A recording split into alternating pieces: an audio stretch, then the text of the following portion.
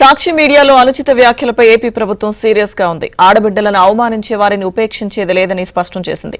ఇలాంటి నీచ సంస్కృతికి చెక్ పెట్టాలని కూటమి ప్రభుత్వం నిర్ణయించింది.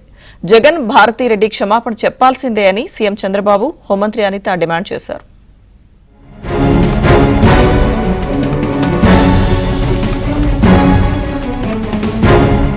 రాజధాని అమరావతి మహిళలను కించపరుస్తూ చేసిన వ్యాఖ్యలను ఏపీ సీఎం చంద్రబాబు ఖండించారు. మహిళల వ్యక్తిత్వంపై దాడిని ఉపేక్షించేది లేదన్నారు. మహిళల ఆత్మగౌరవాన్ని దెబ్బతీసిన వారిపై కఠిన చర్యలు తీసుకుంటామని హెచ్చరించారు. తల్లులు, చెల్లెళ్లపై మీడియాలో వ్యాఖ్యలు చేయడం క్షమించరాని నేరమన్నారు. విష సంస్కృతికి తిరుగుబాటుగా గత ఎన్నికల్లో ప్రజలు బుద్ధి చెప్పినా వారి వైఖరిలో ఎలాంటి మార్పు రాలేదని సీఎం చంద్రబాబు అన్నారు.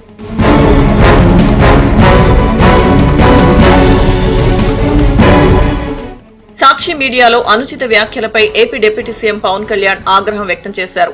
బాధ్యులపై కఠిన చర్యలు తీసుకుంటామని, జర్నలిస్టు ముసుగులో అనుచిత వ్యాఖ్యలు సరికాదని చెప్పారు. అమరావతిపై వ్యాఖ్యలతో మహిళలను అవమానించారని, రాజధానిపై కుట్రలు చేసేవారిపై చర్యలు తప్పవని పవన్ వార్నింగ్ ఇచ్చారు.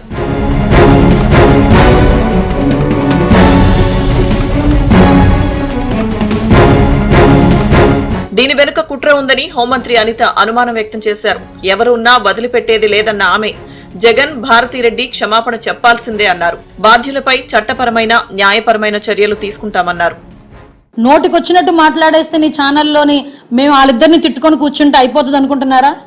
వాళ్ళిద్దరిని దీని వెనకాతల తాలూకా ఎవరు దీని అంతటినీ చేయిస్తున్నారు, దీని అసలు కుట్రదారులు ఎవరు అన్నది కూడా అతి త్వరలోనే బయటకు తీస్తాం.